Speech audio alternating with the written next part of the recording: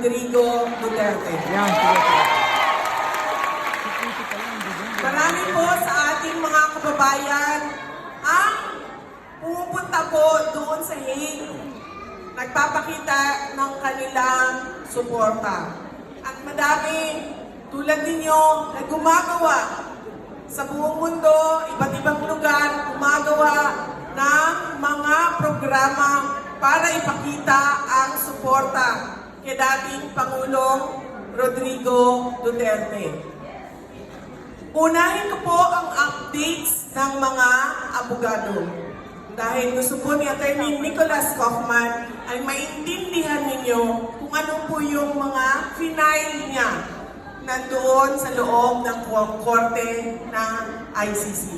Una po, ang final niya, pinakauna noon, ay ang question sa jurisdiction.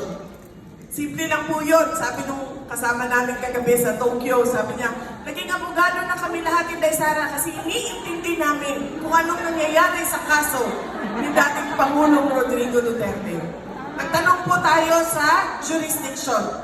Sinabi po natin, nag-imbestiga kayo, 2 taon na ang lumipas nang nag-withdraw ang Pilipinas sa ICC. Ang nakalagay po sa inyong rules ay 1 taon lamang.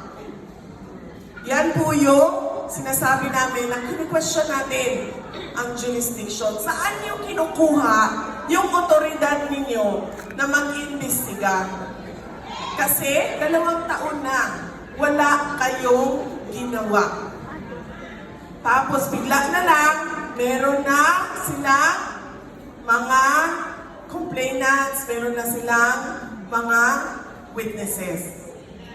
Ang susunod po na hinain ng abogado ni dating Pangulong Rodrigo Duterte ay yung interim release. Sa interim release po nakalagay sa Rome Statute ay ang isang akusado pwede ma-apply ng interim release bago ang trial. Nag-apply po si dating Pangulong Rodrigo Duterte. Medyo tumagal lang kami dahil nahirapan din kami humanap ng isang bansa na tatanggap sa kanya. At dahil wala akong pinagkakatiwalaan sa Pilipinas noon, nakausapin ko patungkol sa interim release. So ang ginawa ko, kinausap ko yung mga nakilala ko sa ibang bansa dahil sa trabaho ko. Meron akong mga nakasama, nakilala noon sa pag-ikot ko sa Southeast Asia dahil sa Department of Education at dahil sa trabaho ko sa Office of the Vice President. So kailangan ko pa silang kausapin at kailangan ko pa silang paintindihin kung bakit kailangan namin, ang pamilya namin, ang tulong nila. Kaya medyo tumagal kami, pero nakahanap din kami ng isang bansa na nagsabing nakakabili.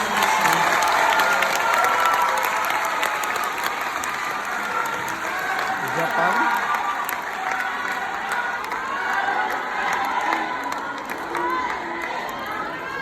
Nakalagay po sa batas ng ICC. Bakit hindi binibigay ang interim release sa isang akusado? Una, kapag siya ay posibleng magtatago. Umuwawala na lang bigla. Si dating Pangulong Rodrigo Duterte po ay walang balak magtago. Kung maalala ninyo, nandoon na kami sa Hong Kong. Pwede na siyang mawala doon. Pero, ano ang sinabi niya?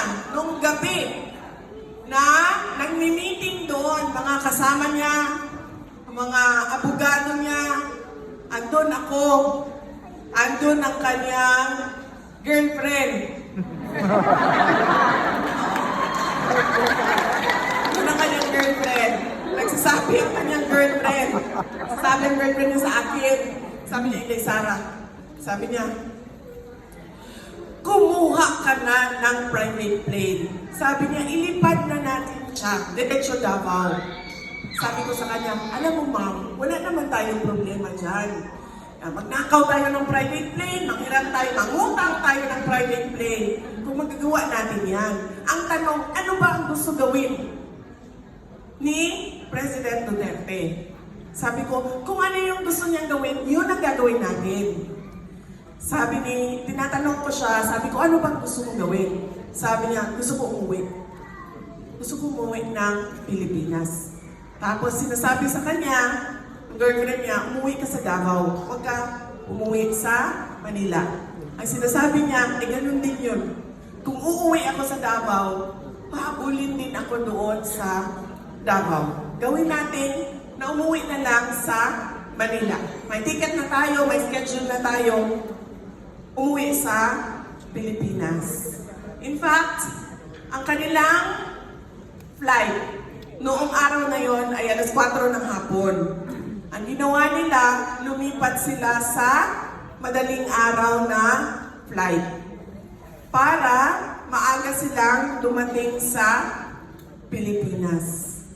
Kaya itong tao na ito na sinasabi nila na hindi na namin makikita kung bibigyan namin ng interim release, ay gusto lang umuwi na Davao City. Wala itong balak magtago sa Africa, sa Antarctica, sa Alaska, kung saan man yan.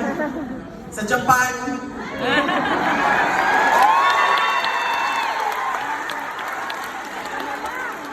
Wala siyang balak magtago. Dahil ang gusto lang niya umuwi sa Davao City at gusto niyang mamatay doon sa Pilipinas. Paulit-ulit niya yan sinasabi.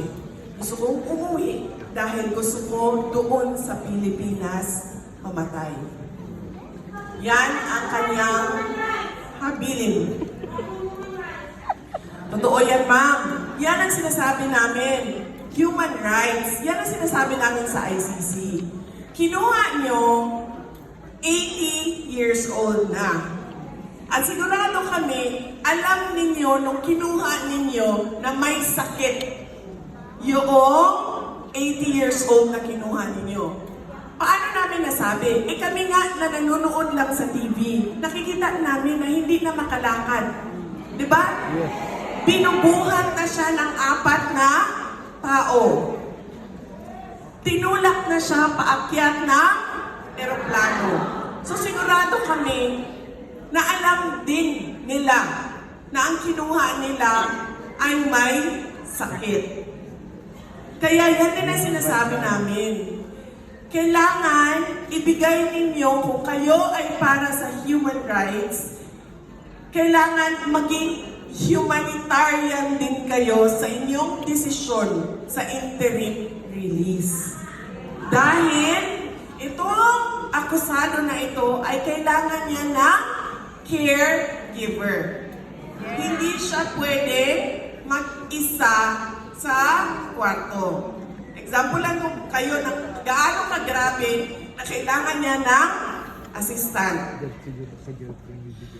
Ang aking kapatid, si Kitty, ang trabaho niya yan ay kung ano ang pangangailangan ng tatay namin. Lahat ng pangangailangan niya. Gikat sa tina, sa buhok, sa manicure, sa pedicure, sa damit, si Kitty yan. Sasabihin niya ni Kitty, malapit na ang tiglamig. So, kailangan maghanda ng damit.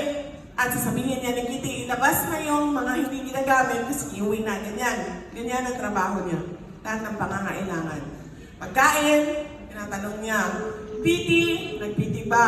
Lumabas ba? Naglakad ba? Ganon. Pagdating naman sa akin, ang trabaho ko ay puro lang politika at chismis. Sinasabi ko sa inyo. At pangatlo ay love life. Kasi si Kitty, ano pa medyo bata pa. So hindi siya open sa ang tatay niya ay madaming girlfriend. So yun lang ang tatlo sa akin. Unang-una, politika.